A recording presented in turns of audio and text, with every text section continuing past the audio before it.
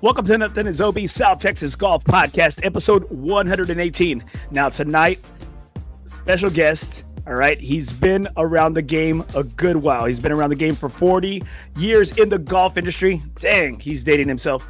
I will have Jeff Hunter on. He is the general manager out at a great little gem of a course, Riverhill Country Club, located out in Kerrville, Texas, 100 Riverhill Club Lane, 780-28. Now, we're going to talk about the course. We're going to talk about the membership. We're going to talk about his job, his role, and the gym and the bones that course has. All right, but before we get things off here, I'm going to a little word from my sponsor right here. All right, guys, make sure you hit up my boy, Brad at Metal Stacks Precious Metals Collectors Club. Now, Brad, in this hard time here, Brad is a guy that will help take care of you, and he'll help lead you in the right direction. Now, Brad Etchent is with Metal Stacks. Today, in today's world of financial uncertainty, inflation reaching a 40-year high, prices on gas, groceries, golf clubs, green fees, golf balls, you need an asset that you could hold your hands on as insurance for the future. That is where Metal Stacks comes in. Metal Stacks is a precious metals club, collectors club, and has the lowest retail pricing for gold, silver coins, rounds, and bars online. If you're interested in earning some free silver and some extra cash, we have an opportunity for that as well. All you got to do is text FOREBROS to Brad at 210-274-5894. Also, make sure you hit up Brad's page, Facebook page at www.metalstacks.com/Brad. And one more word right here from our presenting sponsor, FOREBROS Tour. Never golf alone again. If you don't have a home, FOREBROS Tour has a home for you. We got all types of games, net, gross, partner. We got our Ryder Cup coming out here in January. We have the best schedule in town. And yes, listen to this here, no fees. We take no fees, no admin fees, no money off the top. Whatever money you put in, you have every opportunity to win. FOREBROS Tour, never golf alone again. If you don't have a home, come out to FOREBROS. We have a home for you. All right, now let's bring on our special guest right here, Jeff Hunter, PGA general manager out at the beautiful Riverhill Country Club. Jeff, thank you so much for joining the show tonight. Man, I got a lot of bills to pay, bro. I get it. Somebody's got to pay. Woo, man. Nice hat, boy. I like the fit. Well, thank you. I'm gonna tell you right here. As we got in, I thought you worked. I thought you were like a Maynard D. I thought you were the waiter or host or something. I saw you serving everybody as soon as we go to the media day out at y'all's beautiful facility, and it's new. The new restaurant, the new grill area. It's amazing. I was over there eating by your fitness area, and if anybody's seen me, I have no business being by a fitness area, right? And I saw it. I said, "Man, this waiter is amazing. He's serving everybody. He's got napkins. He's wiping everybody. He's wiping everybody and stuff." And so, it seems like you're a guy that does everything around the course. It's a job that entails that right now. We've got a club that's growing. We're doing a lot of special things. I'm trying to get to know everybody. As Kerrville, like everybody in this business, good help is hard to find. So we're always looking for help, and taking care of you guys and take care of the members was paramount. So we had to really, really work on it. Sometimes you wait on people, sometimes you don't. It's all part of the job. Well, I can truly tell, and it's always about first impressions, right? I'm sure in the business you've been in for 40 years, it's first impressions go miles, right?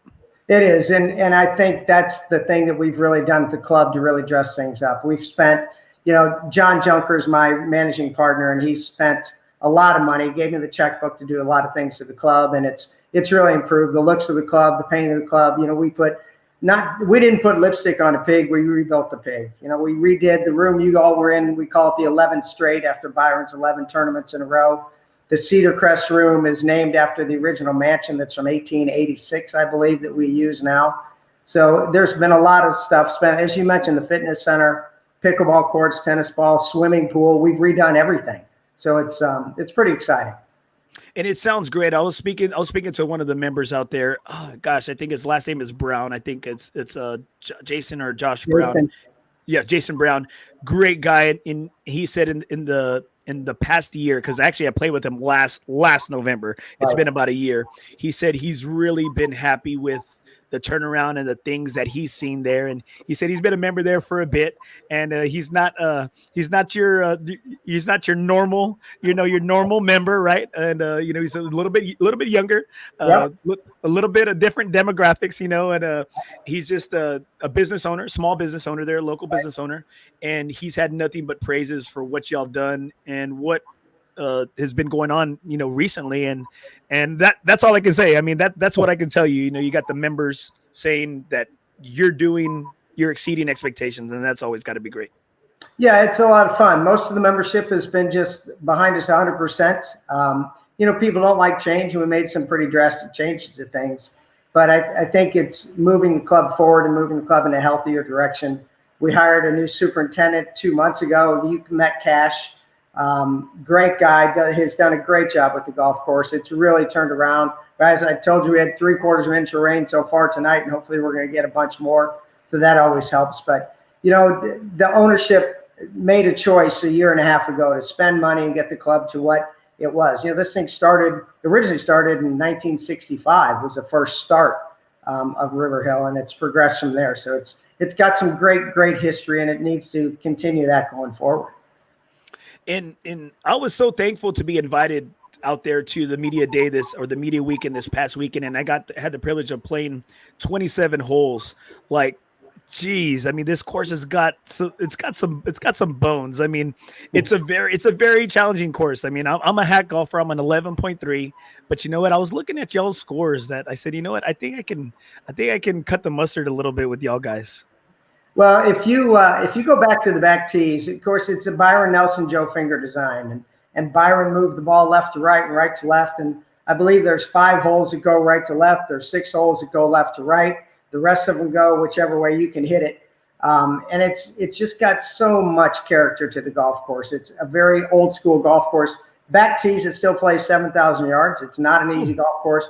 We let you guys go way up front because y'all, you're not very tall and you don't hit it too far. So we had to kind of move you guys up a little bit. Okay, why you gotta say that? Why you gotta say that online? Why you gotta say that online? Or I gotta go right back at you. Okay, we got some characters out here. We got some comments out here. Stop it, Andy. You're a 7.8 on FOREBROS. But they only take the 8 best rounds out of our last 10. And so I don't play golf enough.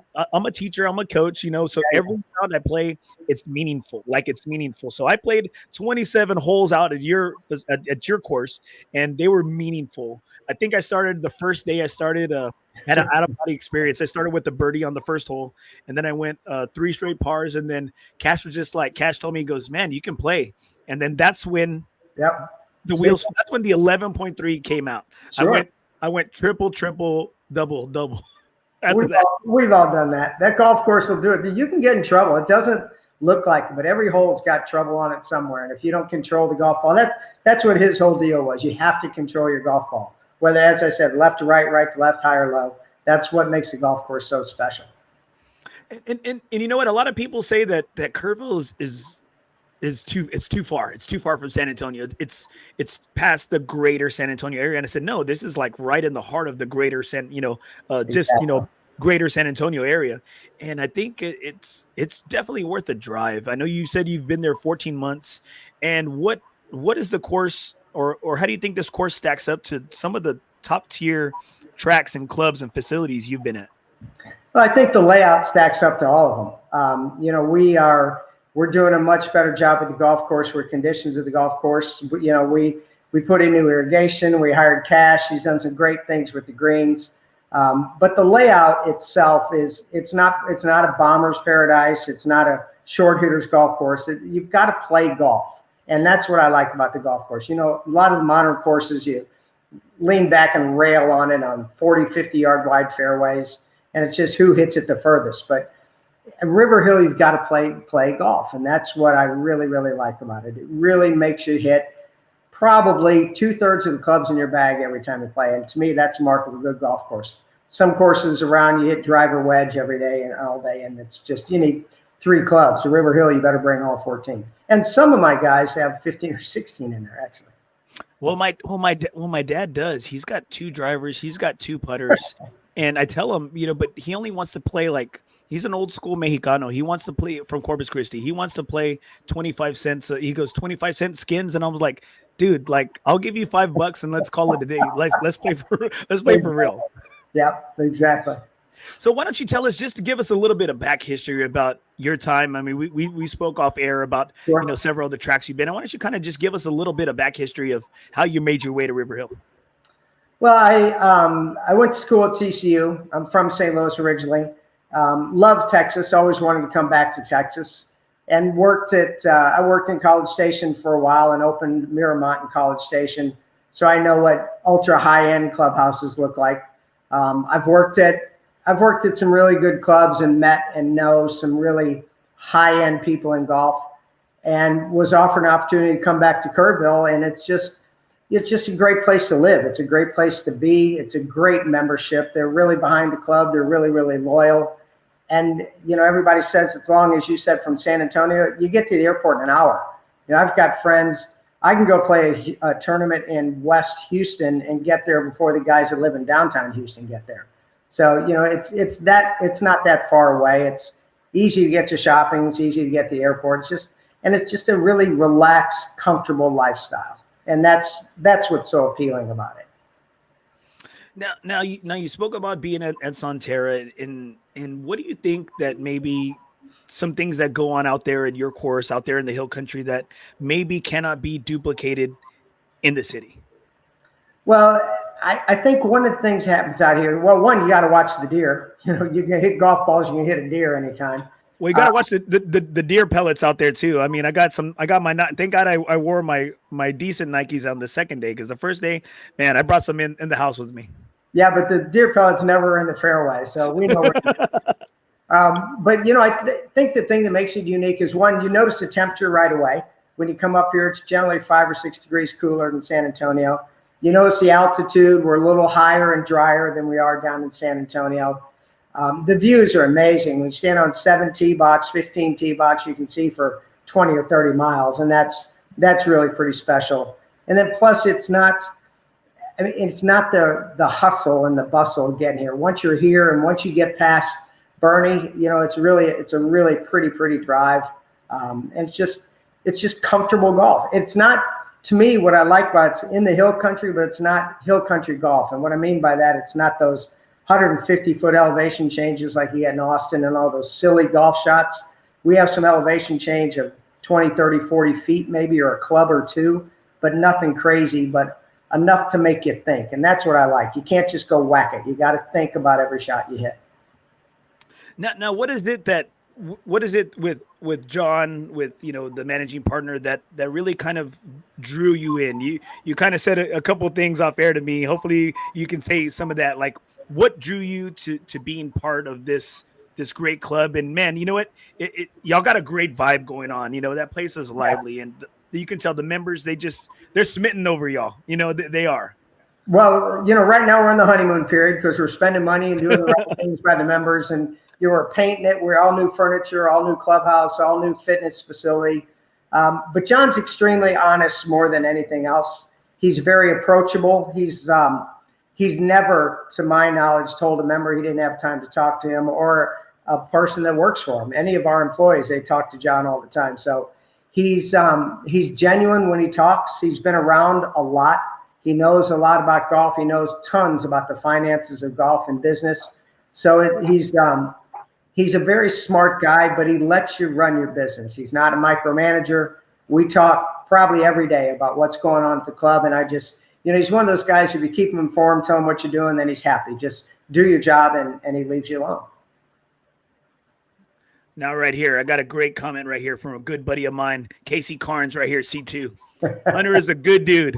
I don't know. Tell me, is there some insight? I'm sure you know Casey from around the way. I'm sure you've seen him on the side of the road with his golf club saying, "We'll hustle for golf." Yeah, you know what? He's probably got a few of my dollars in his pocket.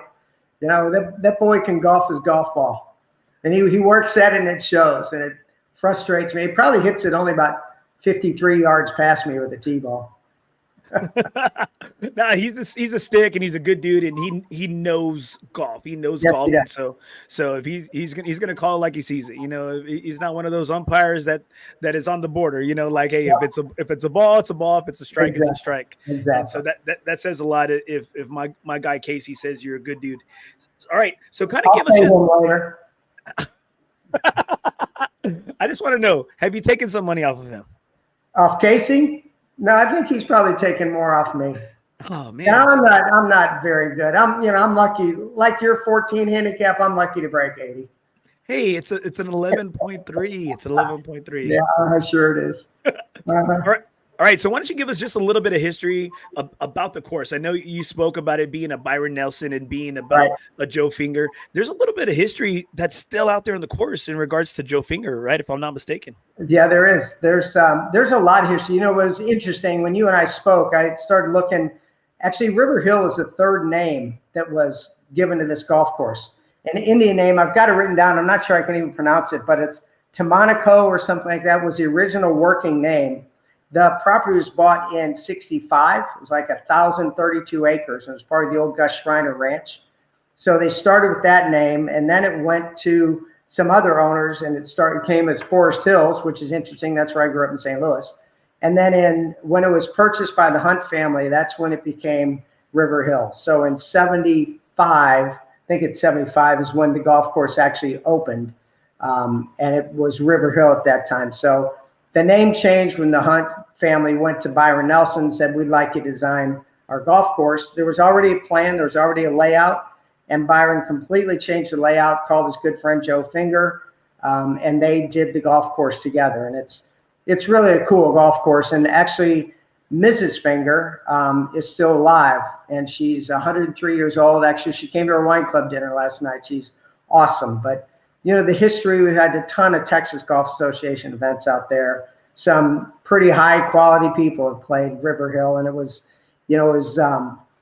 was deemed to be the place to go in the hill country back when it was built, and back when Mr. Nelson was there. He actually lived there for quite a while, and just such a great guy, and a guy that was so easy to approach. And every member will tell you a story about Byron. Everybody that's over 50 or 60 knows Byron or knew Byron. Just loved the guy. And that's great. That tells you how special of a place it was. If you have the course designer's widow that still makes that her residence. So Exactly. that just tells you how special of a place. And I love how you have as the walkway as you come in. It's tell me if I don't say it correctly. If I only had one course to play, it would be Riverhill. Correct. That was Byron's quote. Exactly. So we have that up. It's like, Notre Dame, it says win, and they smack the sign. We've got that up. We've got a statue of Mr. Nelson over by the first tee. He's one of those guys that everybody liked. Everybody liked him. And he would never said a mean word. And he played golf with all the members. He didn't care how badly you played or how well you played. He played golf with a ton of people there all the time. So just a neat guy, and the kind of guy that somebody in my profession should try to be like. And I think that's a big thing. I'm sure you've done things a lot different in your time at different places. And I guess what's one thing that maybe you didn't do early on in your career that maybe you do now? Oh golly, I probably swallow my pride more now than I did before. You learn a lot when you get to be 30 and 40 year history in career. There are some things I'd like to say that I used to say that I learned not to say. But the politics of golf are politics of your job, my job, all jobs. So you learn those things growing up. But I will tell you, my core values really haven't changed. I mean, I believe in good manners. I believe in being well dressed. I believe in following the rules. I believe in doing the right thing. Everything we do as a player at our club should not impact anybody negatively at that club. It should be the place everybody wants to go because they know everybody's treated the same. Everybody gets the same price. Everybody gets the same service. And that's the one thing that when you're a kid and you're young, you play favorites. You play golf with the same people and you have favorites. But favorites get you hurt. So we try to treat everybody the same. And hopefully everybody feels that. We open our arms to everyone. Nobody's allowed to lock their door, on staff. We don't do that. If you need to talk to anybody, come talk to us. I love that. I love that attitude. And somebody who's been in the customer service industry a good majority of my years in the workforce, and then being a coach and teacher, it's all about those relationships. And I see that. And like I said, the first impressions are huge. And you won me over like soon. Like I wanted to take a $5 bill and place it down your shirt. Like, well, why like didn't you? Come on. I looked around everybody because I only had a $2 bill in my wallet. That's okay. Why. The 3 2s or 5, right? but I'm telling you, somebody from management, and I think that's the thing too, is that a lot of times as a coach, the kids want to see you kind of in the dirt with them. They want to see you with them. And so as somebody who deals with leadership, I see that you like to lead from the front and not behind, and not put your guys out or your crew out in front of you. And so I think you're leading by example, and I want to commend you on that, because again, it's huge, and I don't know, if you do that all the time or whatever, but I said, shoot, you won me over all weekend. And again, seeing you and John and how y'all treat the members, like super inviting, very inviting. And I know the members have to feel so welcome. And I think maybe they're going to see, and like you said, it's the honeymoon period, but they're going to test, hey, are these guys, is Jeff genuine? Right.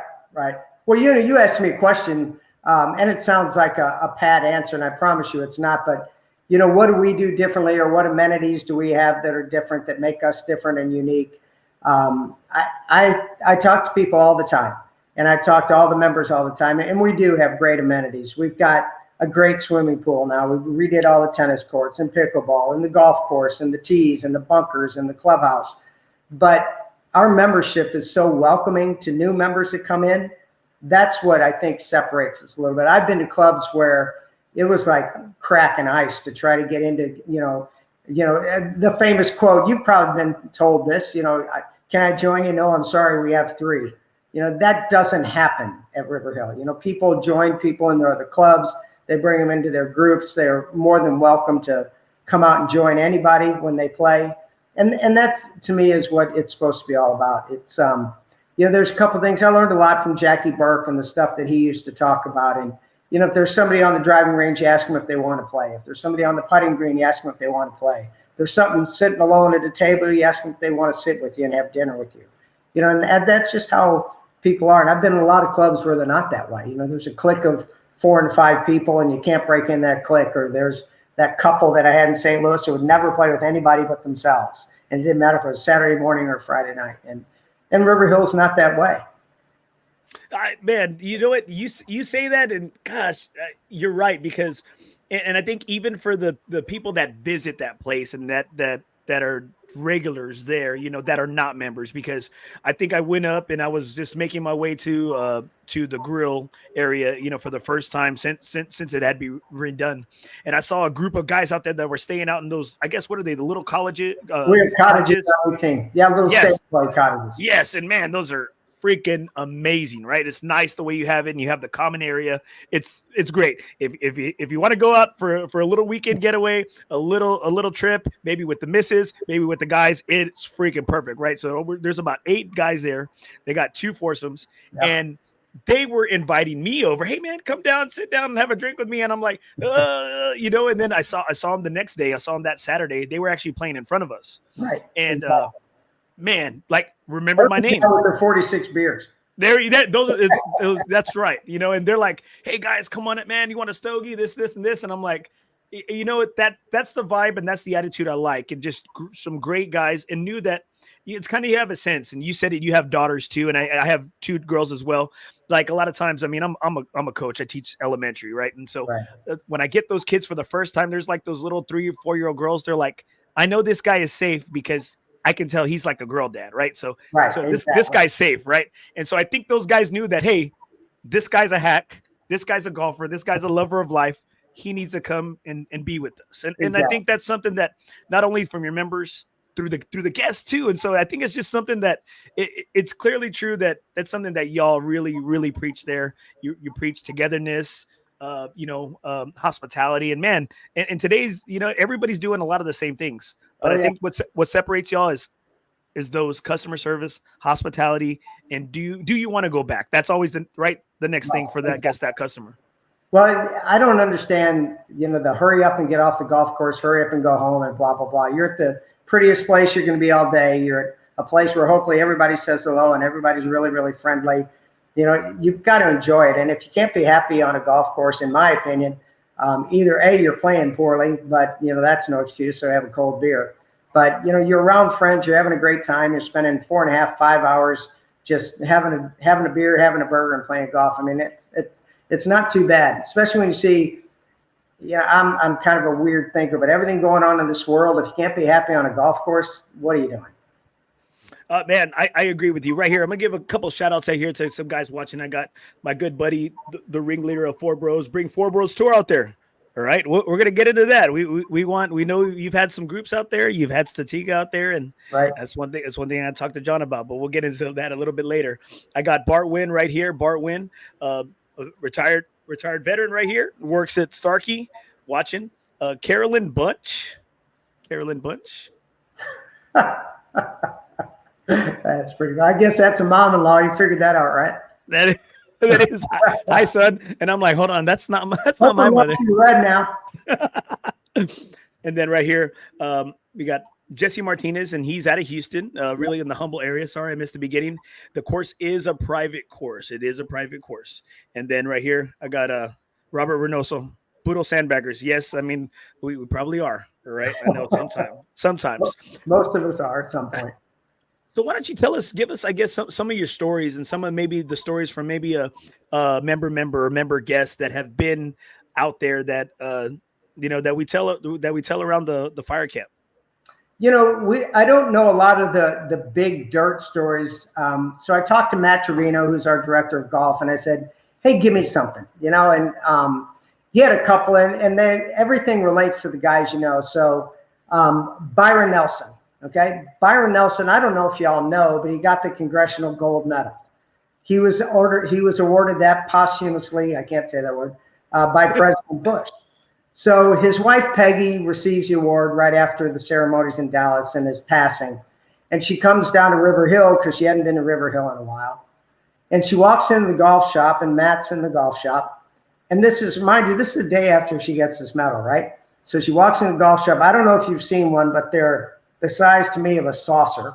They're solid gold. They're one of a kind. So they're worth who knows how much money. And she walks up and she goes, hi, I'm Peggy. And Matt had never met her. He talked to her. But he said, I'm Peggy Nelson. And I got this medal yesterday. Will you just kind of hang on to it for me? And I'm going to go play golf. And Matt said she hands him this medal. And he's like, holy, what am I going to do with this thing? So, I mean, if you can imagine, it's probably 2 pounds. He said it was really, really heavy. It's a metal gold, one of a kind, the only one in the world like it. And he's standing in the golf shop at Riverhill thinking, I'm going to get shot, robbed, stabbed, killed, whatever. But so he had no idea. So he just held this Congressional Gold Medal that belongs to Byron Nelson for 4 hours while she went out and played. It was like, she handed it to him like it was a nickel, and he's scared to death that he had this medal in his pocket. He knew he was going to lose it or something. But that's again, that's how Peggy and Byron were. I mean, they were just warm people. They didn't think anything of it, just a medal. And it seems like that their spirit is truly alive with the staff, with the members, with the course. Now, has there been any ever, like, I guess any, because obviously the spirit the game lives there at Riverhill. Right. So, like, has there been any stories or anything that you've heard, I guess, like, I mean, from all those people that do live, like, on and around the course? Well, stories that, there's some you can't tell, of course. There's stories of ghosts in the mansion, and we don't know who the ghost is. Maybe it's a ghost of Gus Schreiner, I don't know. Walking around, doors will close on our 3rd floor when they're not supposed to close. We've had your usual incidents, like, sometimes carts end up in places they're not supposed to go. We had a gentleman about a month ago that, it was so dry with the drought, he forgot that actually used to be a lake, and his cart didn't quite make it all the way through there. Those things happen all the time at golf courses, but nothing crazy. The only other crazy thing that Matt told me was the day that Byron was playing golf and he comes out and somebody had stolen his golf cart. And it turned out to be one of our other ladies that was a member that had a cart that looked just like his. And it was the same green easy go, the same cart, everything else. And she just jumped in the cart and took off. So for half an hour, everybody's freaking out because somebody stole Byron's cart. So they call her. That's a good one. That's a good one. Did you happen to steal or take Mr. Nelson's cart by accident? Oh, no, I'd never do that. He goes, well, please go in the garage and look at your cart and see if there's a gold emblem on the front. And she goes, oh my gosh, I'll be right there. So, she's all freaking out. But the only one, and the really cool thing about Byron Nelson and those guys, the only one that didn't freak out was Byron. Everybody else is freaking out. Mr. Nelson's like, it's all right. It'll come back. We do have the typical, people on the golf course when they aren't supposed to be and all that fun stuff. But most of the time it's a well-behaved, well-controlled, really good membership that just enjoys golf and enjoys life in Kerrville. I think he was okay because he's like, they're not going to go that far. Yeah, exactly. You can't get too. I had a guy steal a cart in St. Louis one day and try to take it across the Mississippi River Bridge. That didn't work so well. Okay, so we have a course. I don't know if you're familiar with it in Corpus Christi. It's Oso Beach, right? And so it's a Foresight owned course, and right across the street, I think it's on the fourth or fifth, maybe fifth or sixth hole, right across the street on the other side of the green is a corner store. And many times, guys get zapped. I mean, it's like the starters or like the Marshall's dream. Please let me catch somebody trying to go across the street and get like a six-pack. Please let me. Like, those guys are just like, they're waiting. I remember when I was young, I told my dad, I said, hey, can we go across the street to get an ice cream or something? And my dad was like, no. We'll get kicked off. Your uncle's gotten kicked off several times for doing that. Right here. I got a good comment right here from David Belial or Bale. Yeah. Beal. My grandson has played a WJGT and STPGA tournaments out there. He won the last STPGA tournament there. Great course. Awesome. Thank you, David. He needs to give us shots. Right, give us some. Hey, pops. We need some pops right there. Need some pops. Got to have it. All right, okay, so what is your membership like? And I know in speaking with John, he said that y'all are really kind of close to kind of capping it and maybe even creating a wait list. What is the membership you have now? And I guess, what do y'all feel is like ideal? Our membership, we have approximately 630 members. We have different membership, of course, like full golf, social memberships. We have some out of town members, and we're probably 30 members or so away from capping. We're looking to grow 30 full golf members, and then we'll probably be full. We feel that that's a really good number to sustain the things we want to do financially at the club, and a really good number to keep accessibility to the golf course. It's important. The great thing is you can come out there in the afternoon and get on the golf course. When I was at a big course in Colonial in Fort Worth, it was always very, very crowded, and sometimes it's hard to get on. Riverhill's not that way. We want to keep the membership small enough that you can enjoy it. You can enjoy all the amenities. You've got plenty of space in the fitness, plenty of space at tennis, plenty of space on the golf course, but large enough that allows us to do the things fiscally that we need to do. So we're probably 30, 35 members away from being full, which we expect to happen hopefully quickly, actually. And I think with the new tee box renovation and the new bunkers, were you happy with the work that was done? Yeah, we were very happy. The bunkers, it's interesting. We had more complaints about the bunkers than anything. So we addressed it, listened to the members, and addressed the bunkers. We took them all down to Barra. They're all rebuilt.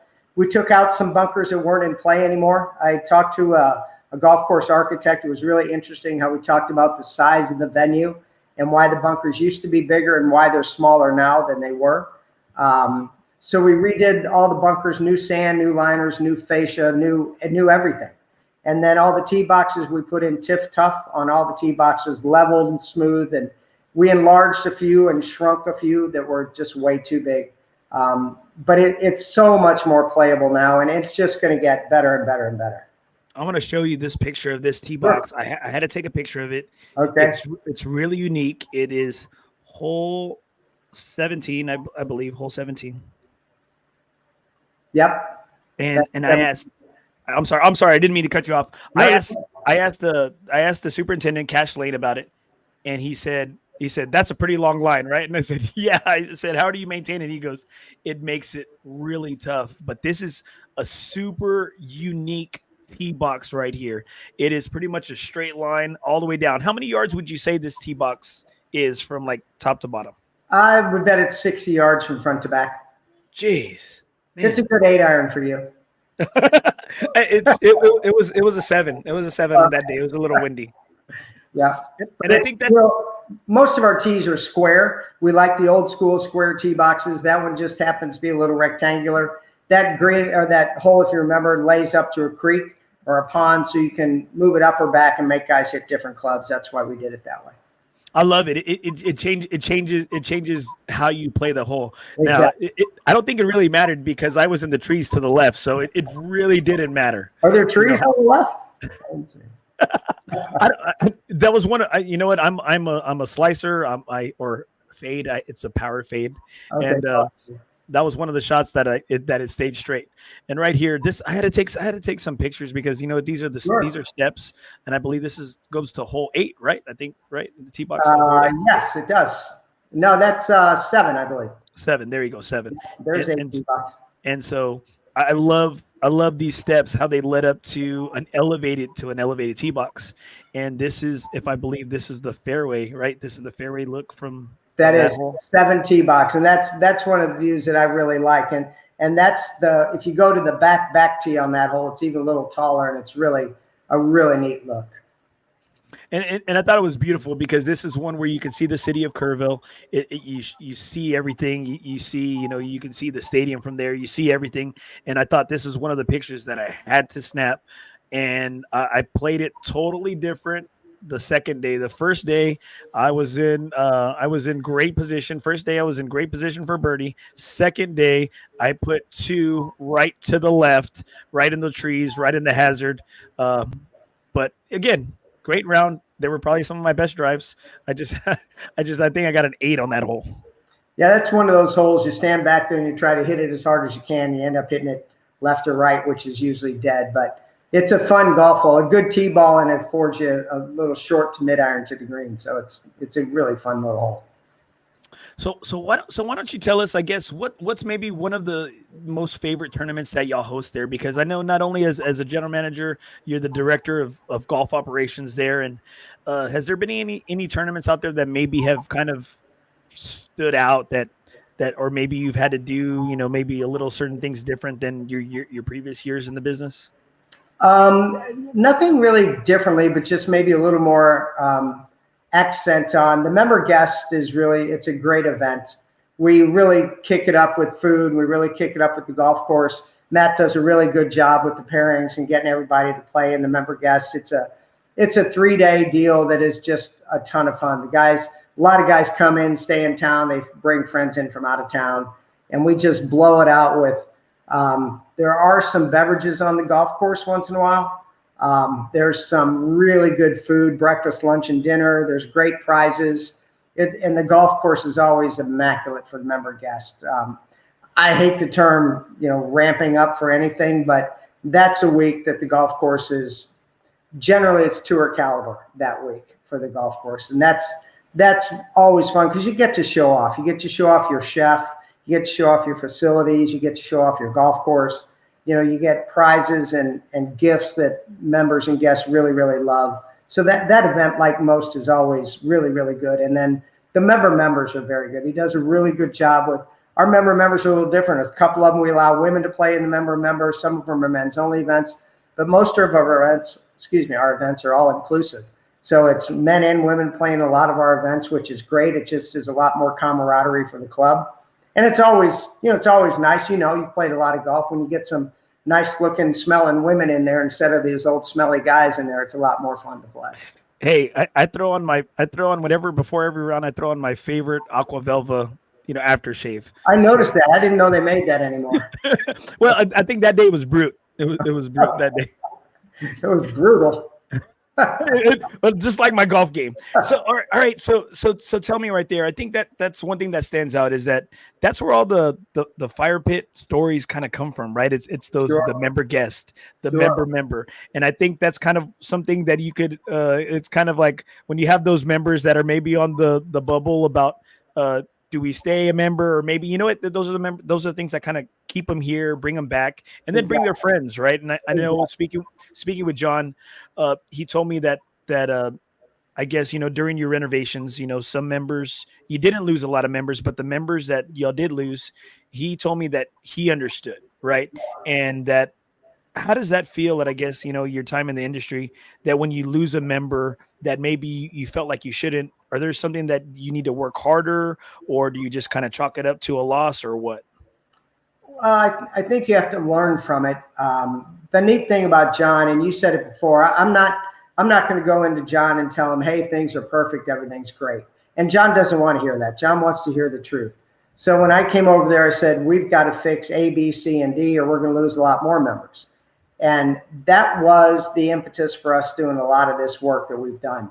We knew that the irrigation needed help, so we worked on the irrigation. We knew the clubhouse needed help, so we worked on the clubhouse. All those things you have to, just like your house. You have to keep up with your house. You have to keep up with maintenance of your house. So we weren't as good as we could have been, and we're still not. I don't think anybody ever gets ultimately where they absolutely want to be, but we're a hell of a lot closer and getting there a lot more quickly than most of the members thought we would. So that's what we try to do to maintain the members. We try to listen. We try to tell them, yes, this is what we're doing to combat this or that, whether it's food or whether it's golf or whether it's tennis or whether it's the fitness. You just have to listen to what they want. And I hate it. When we lose good members, I absolutely hate it. When we lose those members that get a little older and they don't use a club anymore or whatever, you have to understand that. So that natural attrition is going to happen. But when there's attrition because we've done something wrong, that's a problem that we have to address. Now tell me, as we kind of get to the end of this podcast here, do you think that this may be one of your last stops right here? I hope so. I got married in April. We love it here and don't really have any plans to go anywhere other than vacations. So, we're very, very happy here. John treats me really, really well. I'm too old to think about going 2 or 3 other places. At some point I'm going to retire, for crying out loud, but I just need Marcy to make a little more money. But congratulations. Yeah, thank you. Thanks. As all my friends tell me, I way out kicked my coverage like we all do. Thankfully. You ain't lying. But I don't see a reason to go anywhere. I think we've got a really, really good opportunity in the next 2 years to make this something really, really special. And I'm hoping we get the 30 new members we're looking for. Our value is just incredible when you look at our initiation fee and our monthly dues. It's crazy. We had a dues increase. One of my favorite stories, if you want something really funny, we had a dues increase this year of $30. And it was the first dues increase since October of 2011. Damn. And I don't know if you heard me right, but October of 2011. So one of the ladies came up to me, who was really sweet, and she goes, I heard you're raising our dues $100 a month. And I'm like, no, ma'am, not even close. She goes, well, how much are you going to raise them? I said, we're raising your dues 2 glasses of wine a month. And she's like, oh, cool, I got that. So, and that's kind of how the membership is. They're easy to work with, and they like what we're doing, and that makes it fun. And I think that's the big thing, is that everybody always wants to see. I mean, everybody's raising their rates, from the game, right? The game you're in, everybody's raising their rates. Everybody's trying to get, and I hate to, they're trying to get their money back that they lost, even though COVID was a good time. COVID was a good time for the game of golf, right? Sure. And I think that's the thing, is that everybody always wants to see, what is my dollar doing? What is it doing for us? And I think I was blessed to play those rounds with Cash, and man, I mean, I don't want to get tears and stuff over here, but he told me that he loves this place. He wants this to be his last job. Exactly. And and he said he hadn't even played the back 9. Exactly. He hadn't even played the black 9. So guys, listen out there, the own superintendent of the course, he had only been out there, I think, about 6 weeks, and he hadn't even played the back nine of his own course. So that tells me one thing, that this guy is not out there to play. He's not out there to play around. He's out there to do a job. He's putting some TLC into this course that I think he's taking leadership from you, Jeff, from John. And I think that just kind of shows you, like, I got pumped. I got excited. And I know that this guy's putting his heart and soul into getting this club to be one of the best, and if not the best, especially in that area. I think he's asked us for some things that we're going to give him to the golf course to help with watering the golf course and make it better. He told me it's a 20-year job for him. And when John and I interviewed him and Matt interviewed him, you could just tell there's something a little different about him. He's, as you know, he's extremely quiet. He's very dry, but very funny when you listen to him. Just extremely passionate about what he does. And that's what's great. And that's what you need. You know, he's a grass grower. And I love the fact I guess he's a 5 handicap. I mean, he can play.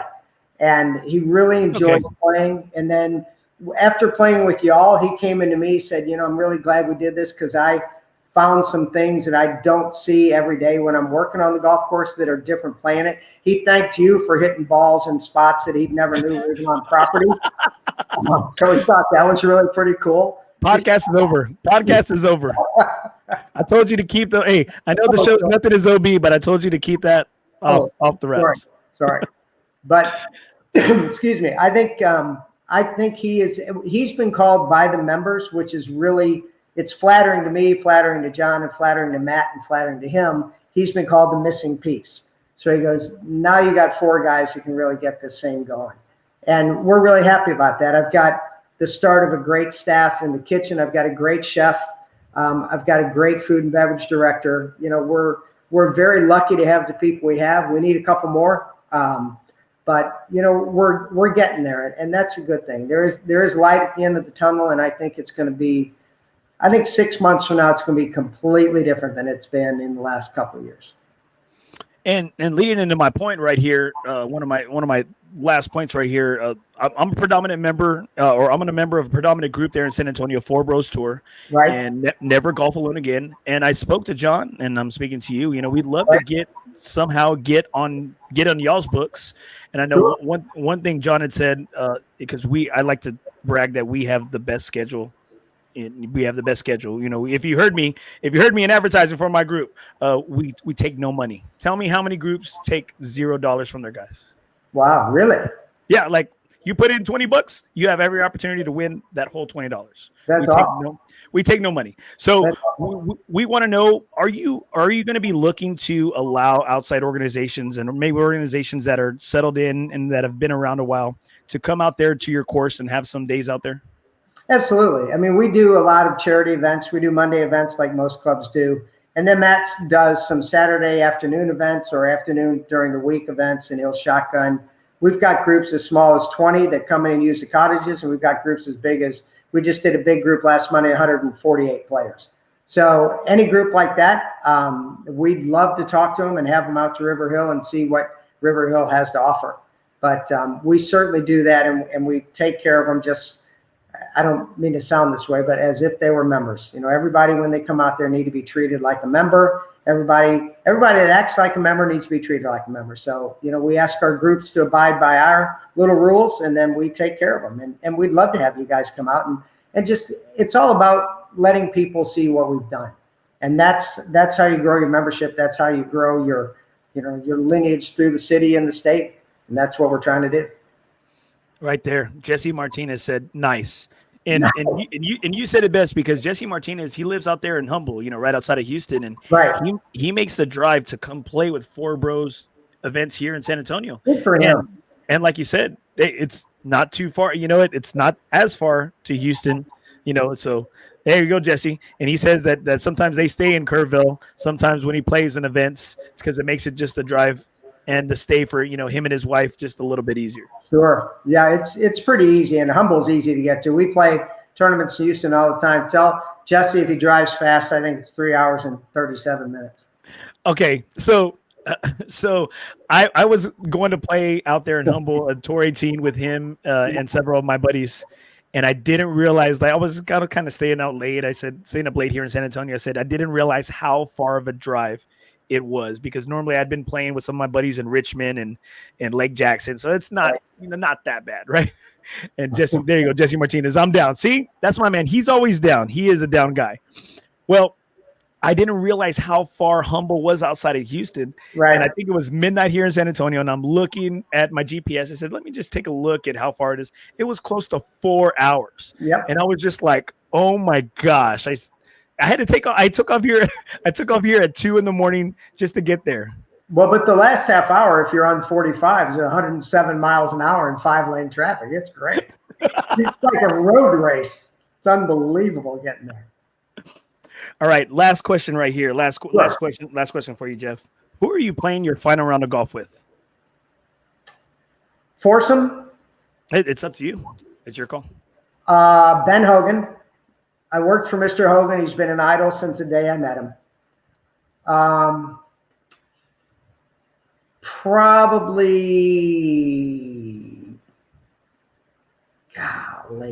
Probably my mother. She taught me how to play. Man, who would the fourth be?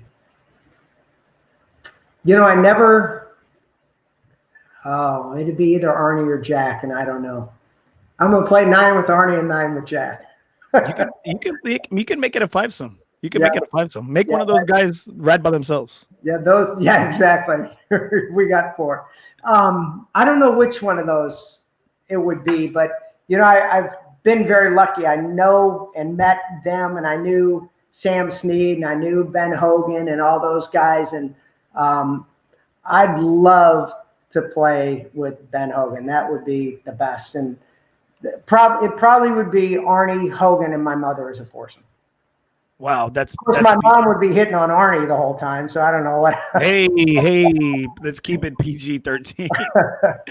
All right, Jeff. If you want to just say anything out there to people who are on the fence, who are on the border, and who are on the bubble of coming out and checking out your course or coming out and being a member, what would you say to them? I'd say don't miss the opportunity. We are growing. We're getting better every day. We're making continued improvements to the club. We've probably got 30 to 35 memberships available. And I think everybody would be really intrigued to know the history and know where we're going. We're gonna bank on our history, but we're looking to the future, and that's the important thing. We know where we've been, but we have, I think, a really, really good idea where we're going. And I would expect 6 months will be most of the way there. So come out and see us. Man, that's great, Jeff. Thank you so much, man, for opening your doors to us, giving us some insight to a course that I tell a lot of people that have played. And you know what? A lot of times, some people, the hardcore golfers, they know about Riverhill. Right. The guys that are maybe novice golfers, which is the COVID golfers, they don't know about the gem of a track you have. And so thank you for letting us in today and telling us just a little bit about your story, your life. And man, we appreciate you.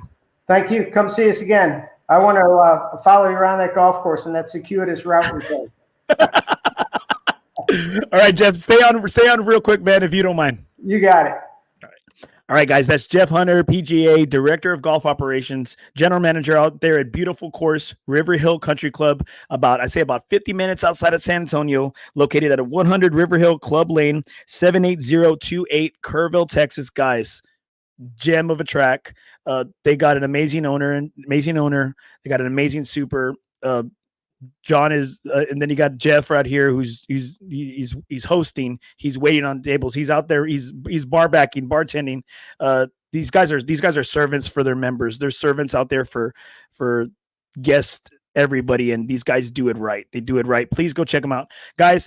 Make sure follow us on social media. Nothing is OB South Texas Golf Podcast. Make sure you hit up my guys, FOREBROS Golf Tour. Never golf alone again. If you don't have a home, we have a home for you. And I also want to thank my gold sponsorship, Brad with Metal Stacks. Make sure, guys, you check out Brad. Let me go ahead and bring out there he goes, info right there. Guys, make sure you check out Brad with Metal Stacks at www.metalstacks.com/Brad. Make sure you check out his Facebook, guys. This guy, he will help you. He will help you in this time of certainty when the dollar isn't worth that much, guys. He's got gold, silver, guys. You have the opportunity to buy those at a discounted rate. And those things are only going up, guys. Those precious metals are only going up. Make sure you hit up Brad Eschens. He will not let you down. One of my best buds out there and such a great guy. Hey, guys, thank you so much for joining the show. Please continue to follow us. Hit us up on Facebook, Instagram. Nothing is OB South Texas Golf Podcast. Remember, in the game of life, nothing is OB.